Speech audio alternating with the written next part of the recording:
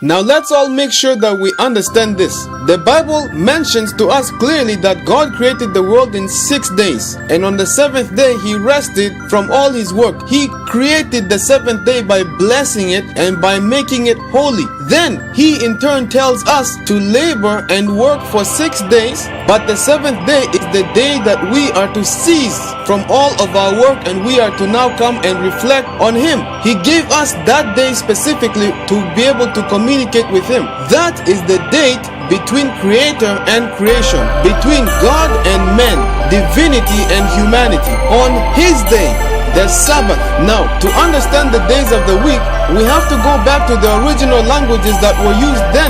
We need to understand firstly that the days of the week were originally numbered as day 1, day 2, day 3, day 4, day 5, day 6. But the 7th day was always the day that never had a number. It was never mentioned as day number 7. Rather, the 7th day was always referred to as Shabbat. This comes from the original language of Hebrew. Now, let's go and look at how in the world did we get from day 1, day 2, all the way to the 7th day of the week to where we are today, where each day has a name. Why did we assign the names for each day? To answer this question, we have to go and look at paganism and mythology. Because when we look at the two, we can clearly see that paganism had a great influence in naming of the days of the weeks that we have today. So then the question that you might ask is, am I saying that the days of the week have pagan origins? The answer is simply yes. Now, to understand the origins of the days of the week, we have to go back to the time of ancient Babylon, because the Babylonians, they had a great influence on the days of the week, and their culture was adopted by the Greeks, the Romans, and many other places across the globe. The Babylonians, they used to stand on watchtowers and they gazed up into the heavens above, and they were able to look at the sun and the moon, and they were able to see 5 other visible planets which are visible to the human naked eye. By gazing up into the heavens above, they were able to see celestial bodies of all different types of forms. These 5 different celestial bodies that they saw appeared to be as stars in the sky, but these were actually 5 planets. They took these 5 planets and the sun and the moon, and what they did was they began to name them after Babylonian gods. Now we all know the pagan origins of Babylon. It all began with Nimrod, and Nimrod was a big time pagan. So what the Babylonians did was they named each day after a planet, and these planets, they received their names after Babylonian gods. Until today, the planets which we see up in the sky, they were not given their names by coincidence. It was not by chance. No, the names that are given to the planets were all to signify or to represent gods that people used to worship in ancient days. Paganism. Now, besides the sun and the moon, what are these 5 planets which were spotted by the Babylonians? Well, that's a good question.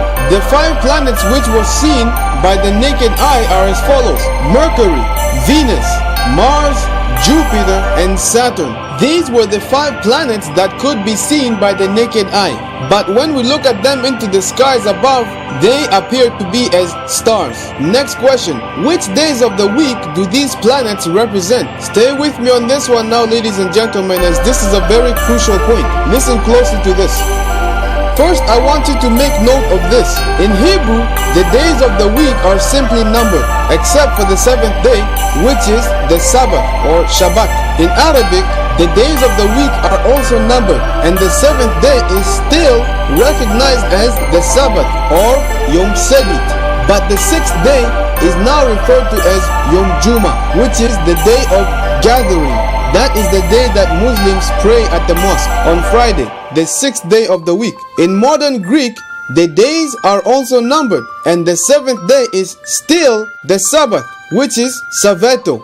But the first day in Greek is now recognized as Kyriake, which is the Lord's Day. The interesting thing, however, is that the 6th day in Greek is called Paraskue, which is the preparation. This is actually a Jewish term, as preparation is made on the 6th day, on Friday evening, the day before the Sabbath. On Friday evening, that is when people do preparations for the Sabbath. Now, going back to the days of the week, I'm going to now take you back to now the cultures which have been adopted from the Romans. The names of the days of the week, according to the planetary system, their names are as follows: Sun, Moon, Mars, Mercury, Jupiter, Venus, and Saturn. Now, I want you to make note of something very important here. I want you to make note that the sun came first before the planets. And since the sun comes first before all of the planets, it would then make sense that if you want to name the days of the week after the planets, the first day should be represented by the sun. And since the sun is greater than the moon, it makes perfect sense that the sun must come first before the moon. And since the moon is looked upon as next from the sun, then it makes perfect sense to place the moon after the sun. In this case, the moon comes second. It is the second day of the week. Sunday. This day should sound obvious. It comes from the Latin word Deus Solis, meaning the sun's day. But this was also recognized as the highest day of pagan worship, the sun's day, the day of the sun. Monday. This one was named after the moon. It is the moon's day, second day of the week, sacred to the goddess of the moon. Tuesday. This day was named after the Norse god Tyr.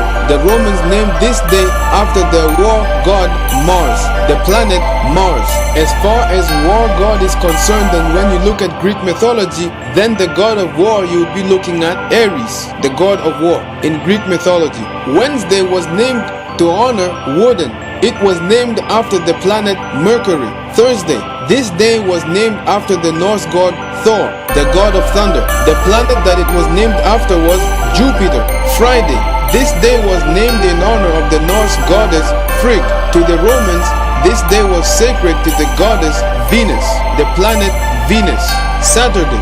This was named after the planet Saturn. This was Saturn's day by the ancient Romans in honor of Saturn. Clearly, by looking at the origins of the days of the week, we can see that the sun comes first and the planet Saturn comes last. Sunday comes first, the day of the sun comes first, Saturn's day comes last. The sun is first before the planets, Sunday is first of the week. Saturn is furthest from the sun, Saturday is also the last of the week. Can you see a clear pattern now, ladies and gentlemen? One more thing I want to bring to your attention. I want all of you to look at your calendars. What day does it begin with? You can clearly see that Sunday is first and Saturday is the seventh. Now that I have taken you through the origins of the days of the week briefly, now I want to take you to a new section of this presentation. Now what we're going to look at is the historical evidence, strictly world history. We're now going to look at the historical evidence that supports the transfer of the day of worship from Saturday to Sunday. What would lead Christians to now abandon the true Sabbath that God had given us since creation? What would possibly lead Christians to abandon that day of worship and to now join hands together with paganism and worship on the day of the sun, on the great day of pagan sun worship? Let us now go and look at this historical evidence so that we can further understand that truly and truly Sunday is not the Sabbath. So pay close attention now in our next section.